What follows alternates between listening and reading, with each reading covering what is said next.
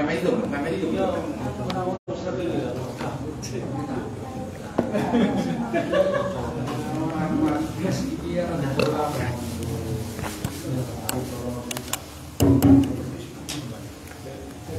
Assalamualaikum warahmatullahi wabarakatuh. Alhamdulillahi rabbil alamin, wassalatu wassalamu ala asyrafil anbiya'i wal mursalin, nabiyyina Muhammadin wa ala alihi wa ashabihi ajma'in.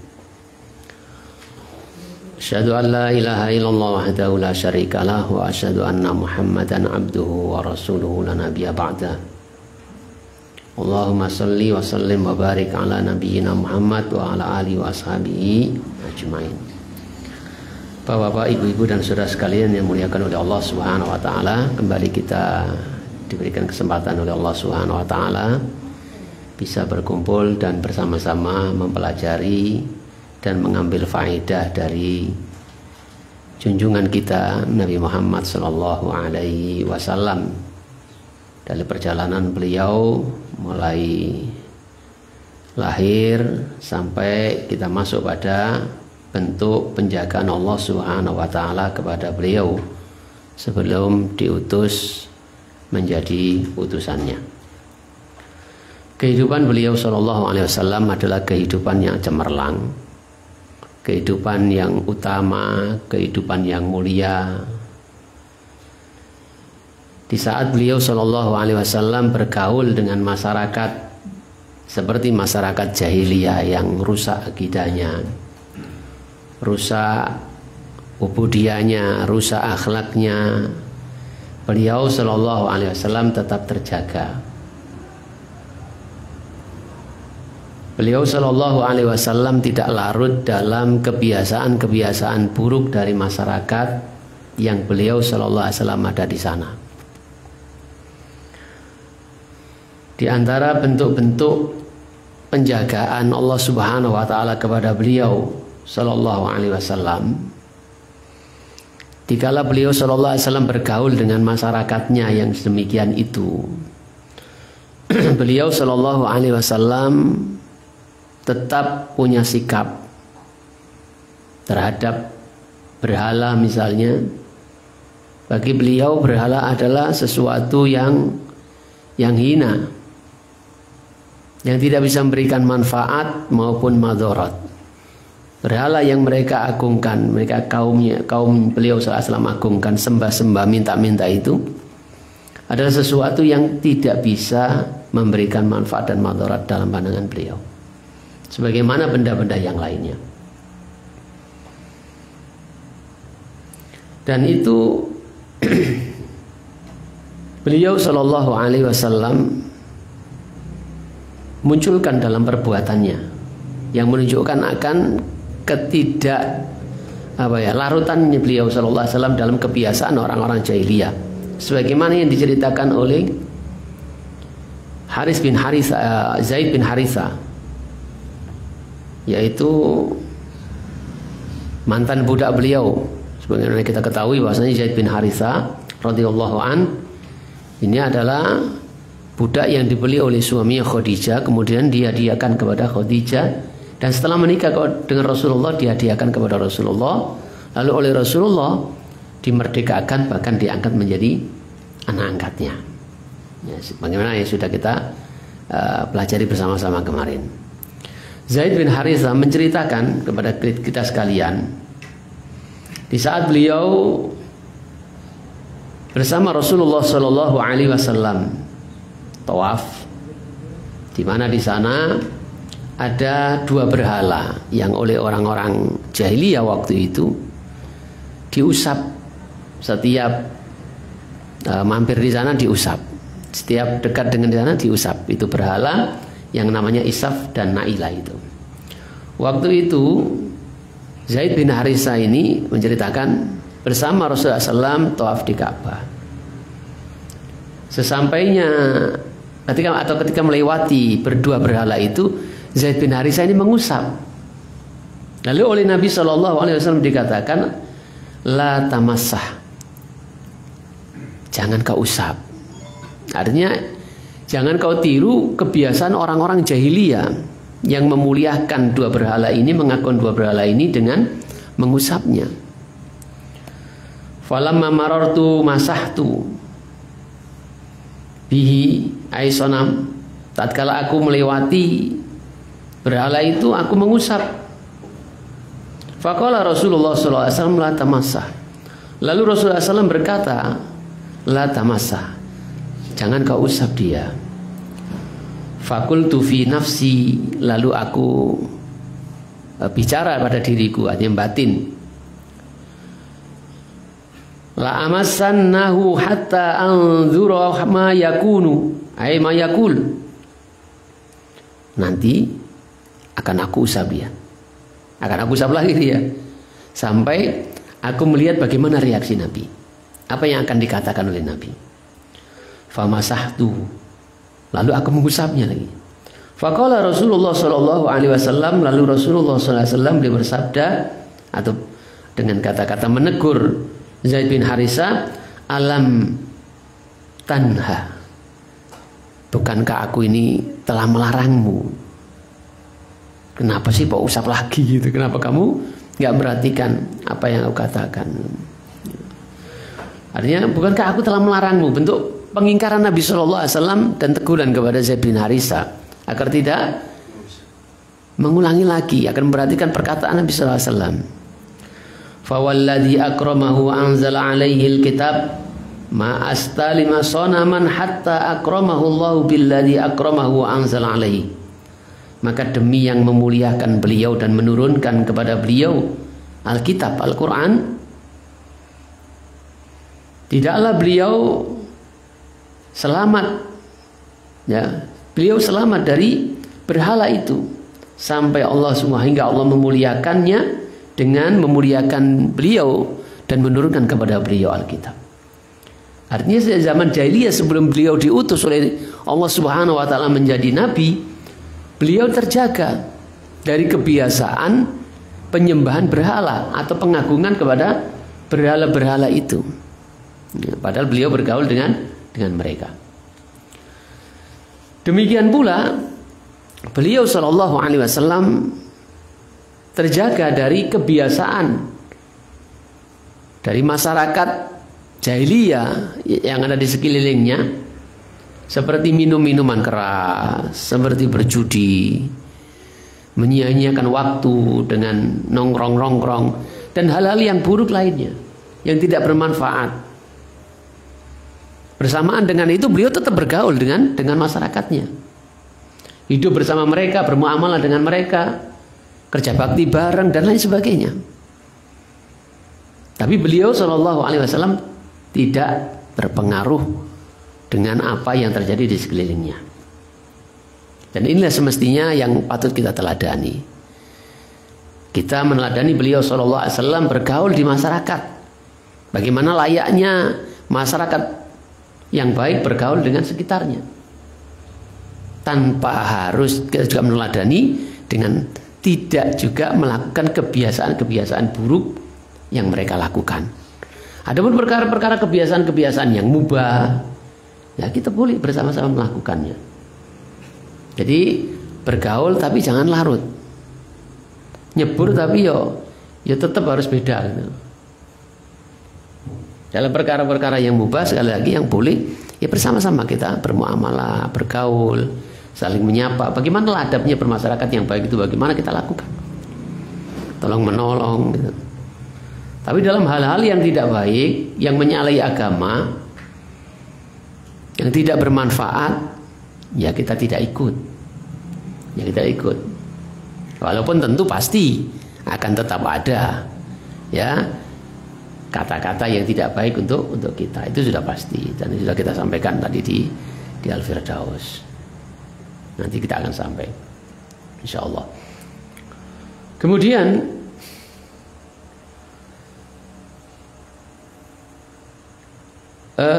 Rasulullah Shallallahu Alaihi Wasallam juga terjaga dari sisi keburukan moral yang terjadi di tengah masyarakat jahiliyah. Disebutkan di dalam Sahih Bukhari dari Jabir bin Abdullah radhiyallahu an, ia berkata, tatkala pembangunan Ka'bah kemarin, ya, bahasan kemarin, tatkala renovasi Ka'bah, Nabi SAW bersama paman beliau Abbas bin Abdul Muthalib ikut bersama-sama, ya, mengangkat batu, memindahkan batu, sebagaimana orang-orang atau masyarakat waktu itu ikut di sana dari kabilah-kabilah di Mekah. Bersama pamannya Abbas bin Abdul Muthalib, beliau Shallallahu Alaihi Wasallam angkat batu, mindahin batu Ka'bah itu. Hingga Abbas bin Abdul Muthalib berkata kepada Nabi Shallallahu Alaihi Wasallam, ij'al izaraka ala rabbatika, letakkan kainmu di atas pundakmu. Ini untuk menjaga diri agar tidak terkena batu, tidak lecet lah gitu. Lalu tiba-tiba Nabi SAW terjatuh, pingsan, ketop-ketop, pandangannya ke atas. Ketika beliau Shallallahu Alaihi Wasallam sadar, ya, beliau katakan izari, ya, kainku. Lalu kainnya ditutupkan. Artinya hal-hal yang seperti membuka aurat gitu, itu terjaga dari diri Nabi SAW, tidak sampai kemudian buka-bukaan aurat. Ya, tidak boleh, tetap terjaga, tidak sampai kemudian melakukan hal-hal yang yang merendahkan kewibawaan beliau dengan buka-buka aurat. Ketika beliau kemudian tersadar seketika, ya kalau di luar kesadaran beda lagi kan. Tapi itu juga tidak lama gitu. Yang beliau perhatikan tentang auratnya ketika itu, dan tidak sampai terbuka. Kalaupun terbuka sedikit ditutupkan kembali. Kemudian Ali bin Abi Thalib radhiyallahu an, dia juga berkata tentang Nabi Shallallahu Alaihi Wasallam, namanya orang muda, tentu ada keinginan pengen tahu adanya keramaian sebagaimana orang-orang muda yang lainnya.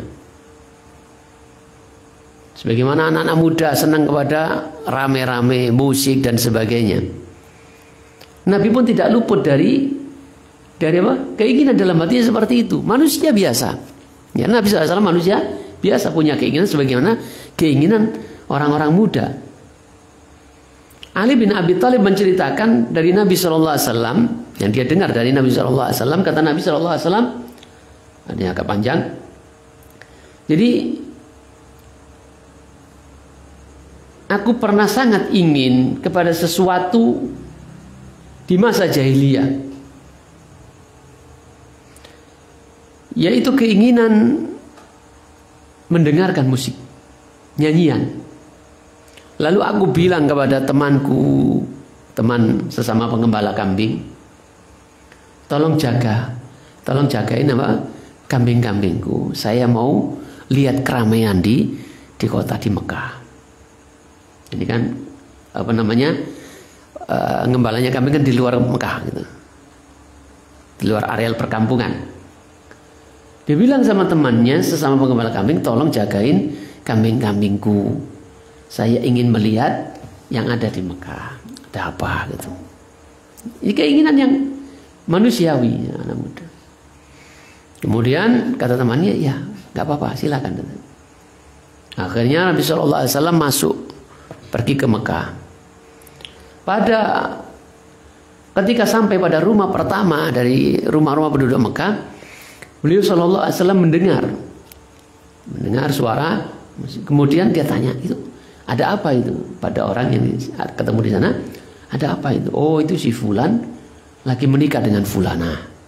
Lalu Nabi SAW duduk, kemudian Allah Subhanahu Wa Taala tidurkan. Kemudian saya duduk dan Allah tutup mata saya, telinga saya, tertidur.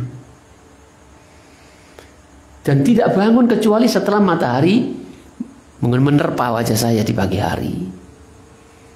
Jadi tidak ngelilir malam itu. Beliau tidak bangun kecuali setelah terbitnya matahari dan menyinari. Lalu baru dia bangun dan kembali menemui temannya. Kata temannya, apa yang kau lakukan di sana? Kamu menyaksikan apa? Saya nggak menyaksikan apa-apa. Kemudian saya ceritakan apa yang saya alami dengan saya. Pada malam berikutnya muncul keinginan saya kembali untuk mengetahui, pengen tahu, pengen mendengar keramaian, mengetahui keramaian di Mekah. Aku bilang lagi kepada temanku, kata Nabi, tolong jagain kambing-kambingku. Lalu dikatakan, ya saya jagain. Saya ingin lihat di Mekah. Ya silakan. Dan Nabi berangkat lagi. Sama kejadiannya. Ketika sahib beliau mendengar keramaian, kemudian dia tanya, itu ada apa di sana? Oh, itu si Fulan dan si Fulan menikah. Lalu saya terduduk dan tidur lagi. Dan tidak bangun-bangun kecuali setelah pagi. Kemudian saya kembali lagi kepada teman saya. Dia tanya, apa yang kau lakukan? Apa yang kau temui? Apa yang kau dengar? Saya nggak dengar apa-apa, saya tidur.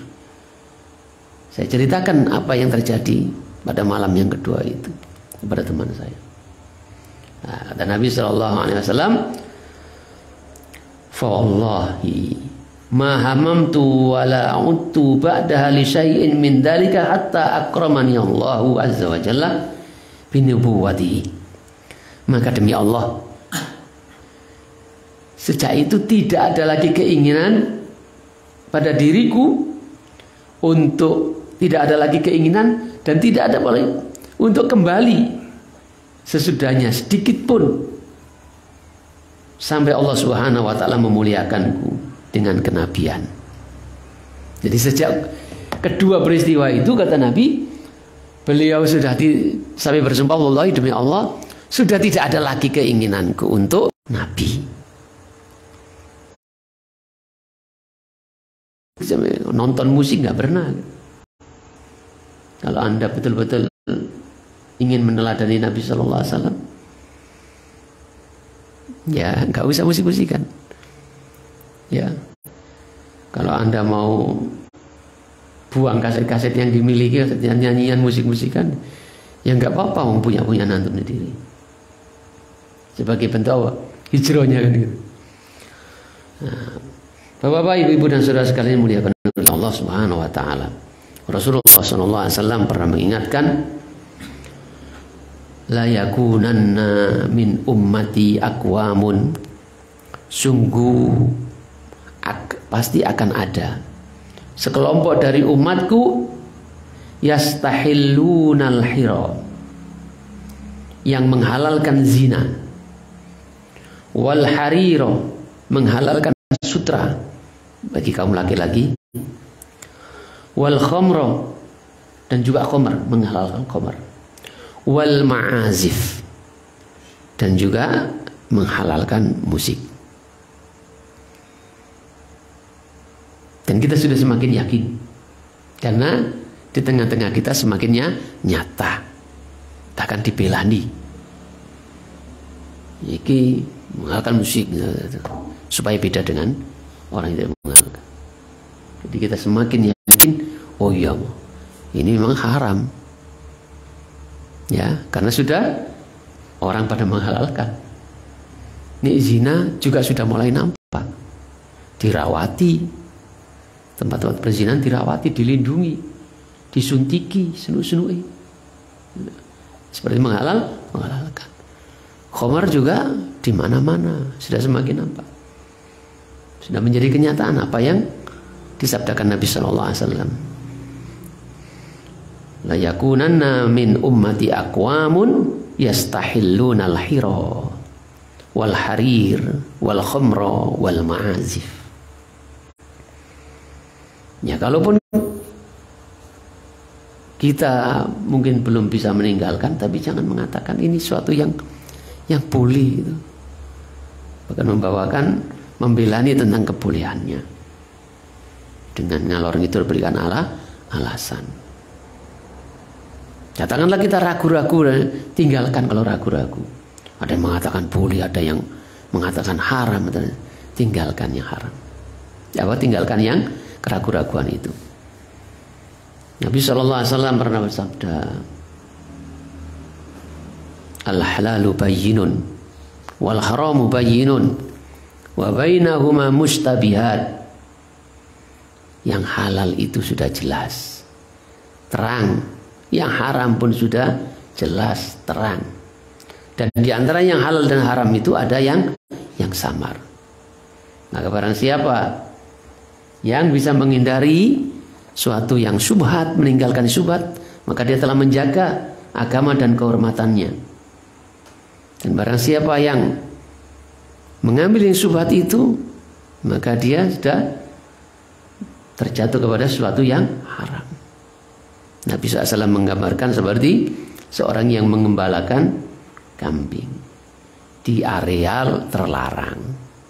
Pasti kambing itu akan berosot masuk di tempat yang haram. Jadi itulah solusi. Ketika kita menghadapi di masyarakat ini ada masih samar, masih bingung, sudah tinggalkan. Ada yang mengatakan ini sunnah, ini sudah tinggalkan.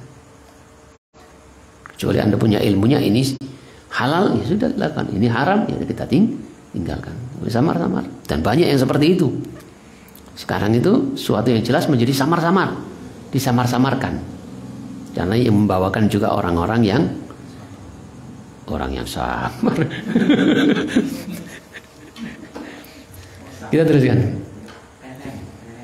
Jadi Nabi SAW manusia biasa, keinginan untuk melihat keramaian sebagaimana orang-orang muda juga ada pada diri Nabi. Tapi Allah Subhanahu wa taala menjaga beliau sallallahu alaihi wasallam sehingga nggak sampai kemudian jatuh kepada sesuatu yang haram itu.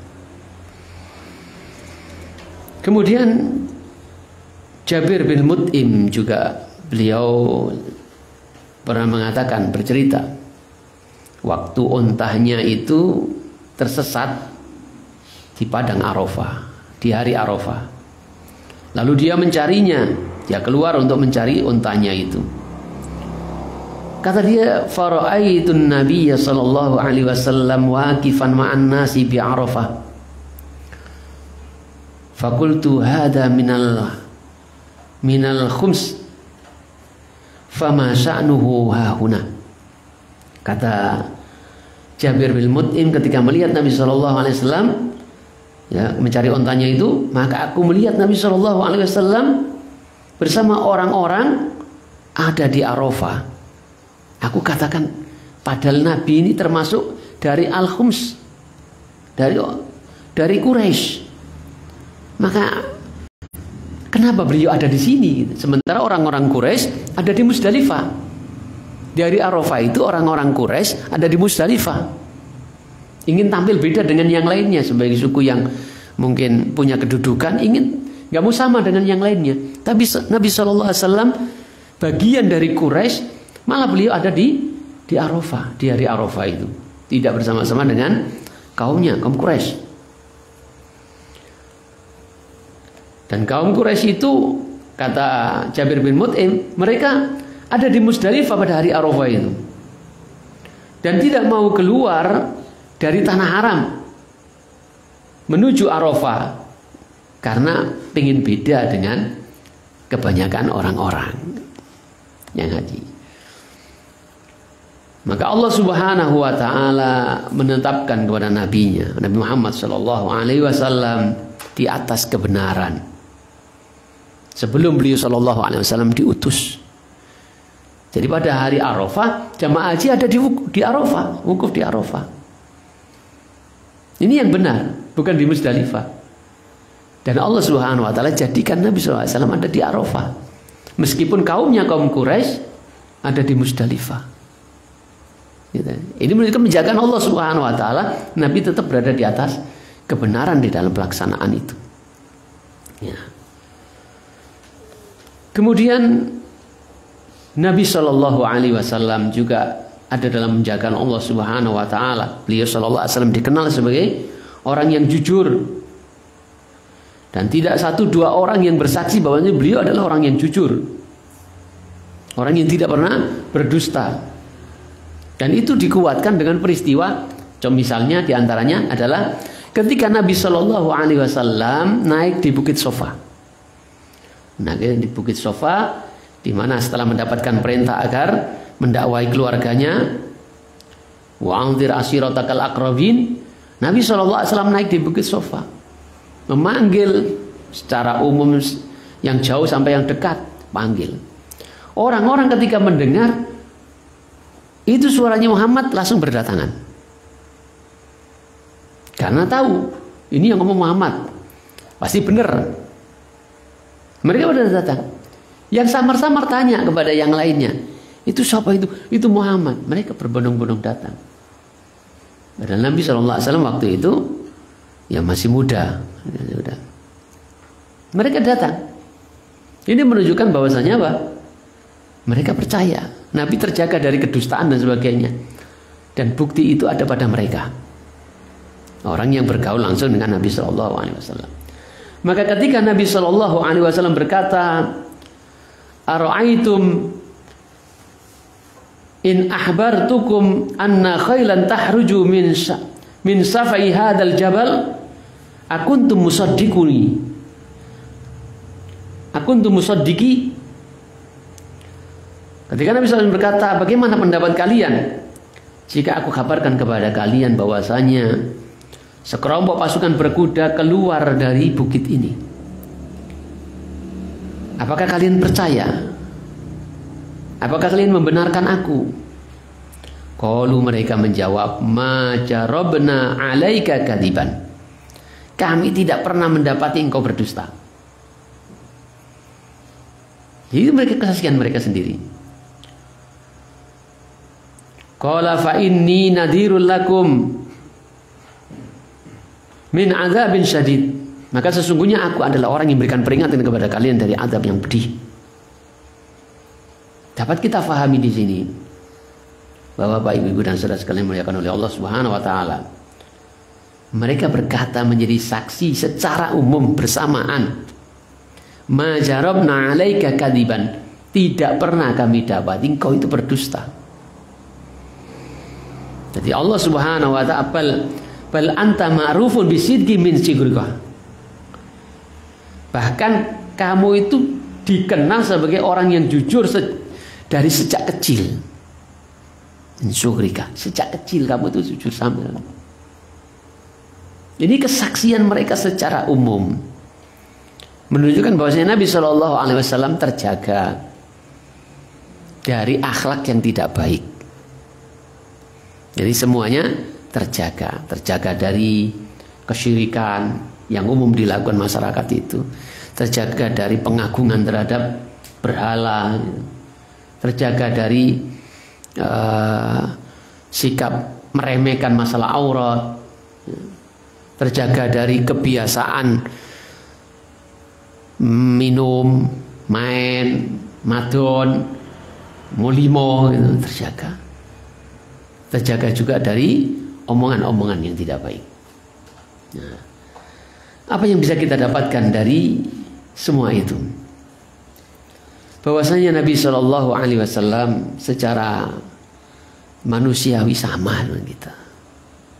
Nabi Shallallahu Alaihi Wasallam punya keinginan sebagaimana keinginan umumnya kita sekarang ini, atau pemuda di masa itu.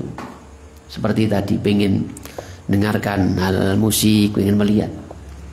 Sama. Hanya saja Allah Subhanahu wa taala menjaga. Ya. Beliau sallallahu alaihi wasallam tidak larut, tidak ikut bersama mereka. Sesungguhnya bagi Allah Subhanahu wa taala sangat mudah menjadikan Nabi steril dari semua itu dengan tidak bergaul dengan mereka. Tapi ini tidak alami, bukan suatu yang istimewa kalau seperti itu. Ya, Allah biarkan Nabi mengalir sebagaimana umumnya orang-orang dalam bergaul dengan yang lainnya. Tapi akan menjadi sebuah istimewa kalau dia tampil dengan tampilan yang berbeda daripada umumnya orang melakukan keburukan. Kalau orang itu nggak minum, nggak main, nggak macam-macam melakukan keburukan karena dia orang rumahan, nggak tahu metu, dikempitain di wong tuane bahasanya gitu. Ya, itu bukan sesuatu yang istimewa. Tapi kalau ada orang pemuda yang dia bergaul banget dengan yang lainnya, tapi tidak tercemari dengan kebiasaan-kebiasaan buruk teman-temannya, wah ini kan luar biasa kan gitu, luar biasa. Orang tidak minum, tidak judi, tidak macam-macam, melakukan hal yang tidak bermanfaat karena dia tidak bergaul, biasa saja, nggak ada istimewanya. Dia tidak ada istimewanya, nggak ada tantangan apa-apa. Tapi kalau bergaul dengan masyarakat yang kadang-kadang teman itu justru sangat mempengaruhi kan, teman itu. Almaru ala dini khalili. Seorang itu sesuai dengan agama temannya karena menunjukkan akan pengaruh dari teman itu. Ketika Anda bergaul dengan teman-teman yang ngerokok, walaupun mereka nggak maksa untuk merokok, paling nggak ditawani rokok. Atau ada rasa sukar untuk tidak ikut merokok. Tapi ketika Anda bertahan gitu, tidak seperti itu, ini kan istimewa gitu. Biasanya alasannya kok sama cek rokokan, Nabi konco-konco rokokan gak enak. Nggak ada seperti itu. Pengaruh teman. Nah ini ketika akan menjadi sebuah yang istimewa luar biasa, ketika kemudian tidak larut. Bukan berarti dia nabi kalau ada yang seperti itu. Artinya ya ini patut kita syukuri, itu pertolongan dari Allah Subhanahu Wa Taala. Kalau kita seperti itu. Tapi sudah semestinya kita juga meneladani Rasulullah seperti itu, tetap bergaul dengan masyarakat seperti yang saya katakan di awal-awal tadi, tapi juga tetap punya sikap, ya tidak larut dalam keburukan di tengah masyarakat.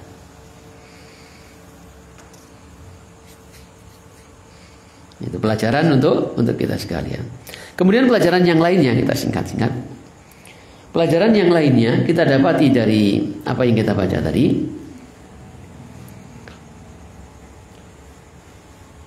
Pentingnya akhlak bagi seorang dai. Ya, pentingnya akhlak bagi seorang dai. Dan Nabi SAW akhlaknya baik, jujur dan sebagainya. Ini penting kita contoh. Apalagi kita semua ini adalah dai. Diakoni apa tidak gitu. Kita ini semua dai, punya kewajiban untuk mengajak orang kepada yang baik. Minimalnya kepada dirinya sendiri. Menaklukkan hawa nafsunya, mengajak kepada yang baik. Rada luas ya kepada keluarganya, pada teman-temannya. Ini adalah kewajiban untuk kita. Kita semua ini adalah dai. Ketika kita tahu suatu kebaikan, kita punya kewajiban untuk menyampaikan kebaikan itu, mengajak orang untuk kepada kebaikan itu. Ya, tadi kita katakan minimalnya kepada keluarga,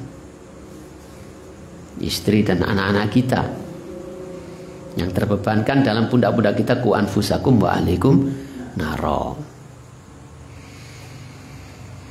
Bapak-bapak, ibu dan saudara sekalian muliakan oleh Allah Subhanahu Wa Taala. Ini menunjukkan akan pentingnya akhlak bagi seorang dai,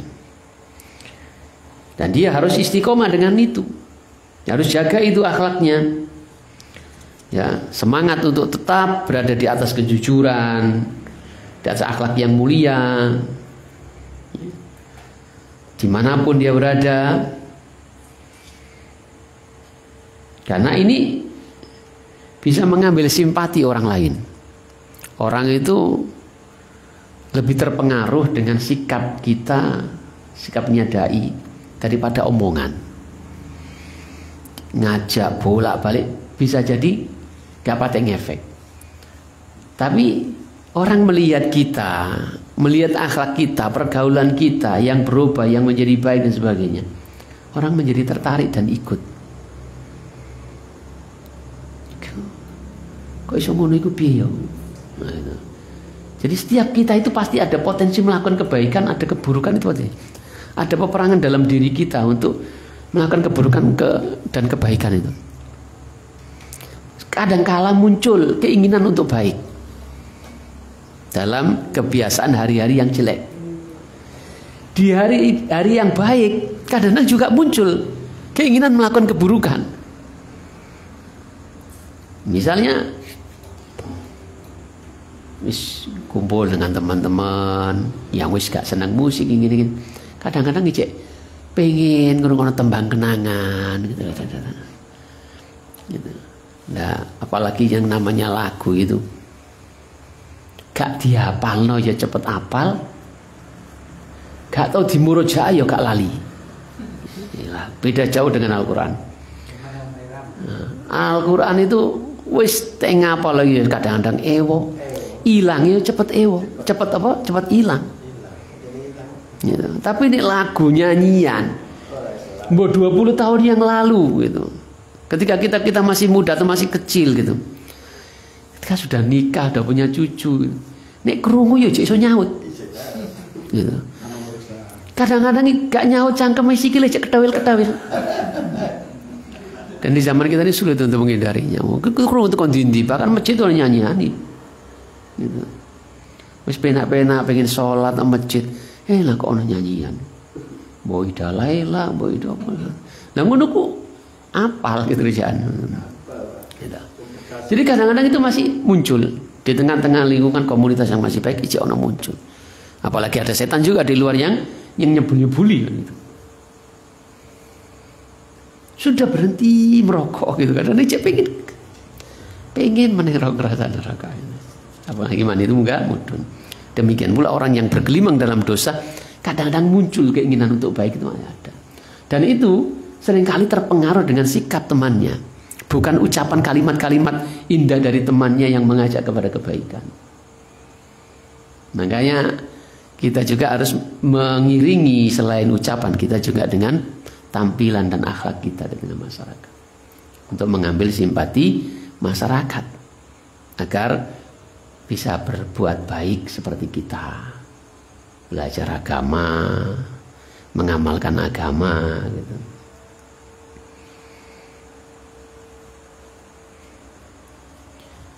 Itu yang bisa kita dapatkan dari diri Nabi SAW, sehingga meminimalisir dengan akhlak yang baik, sikap kita yang baik, pergaulan kita yang baik akan meminimalisir celaan ya dari orang-orang yang suka mencela, yang memusuhi dakwah dan sebagainya.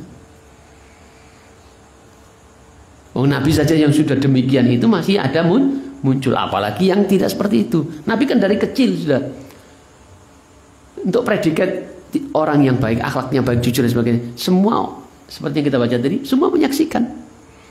Apalagi dengan kita yang kemarin-kemarin masih melakukan keburukan, ketika kita mengajak kepada kebaikan tidak berubah, gitu.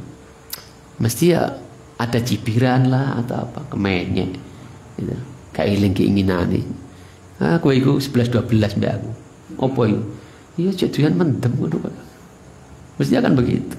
Wah cek doyan duit pungutan liar dan sebagainya.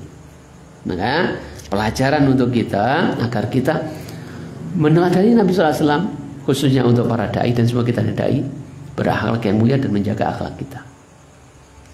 Karena itu bisa menarik simpati orang untuk melakukan kebaikan yang kita harapkan dengan ikutnya dia dalam kebaikan kita mendapatkan pahalanya. Dan juga untuk meminimalisir celaan-celaan terhadap ajakan kebaikan.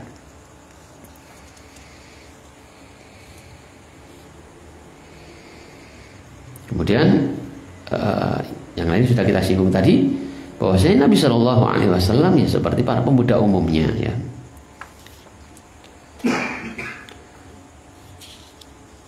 Bapak-bapak, ibu-ibu dan saudara sekalian muliakan oleh Allah, barangkali itu saja yang bisa kita ambil faedah dari sejarah kehidupan Nabi kita Shallallahu Alaihi Wasallam berupa pergaulannya dengan masyarakatnya.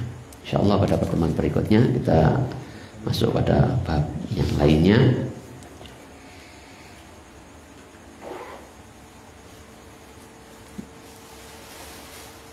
Saya kira cukup.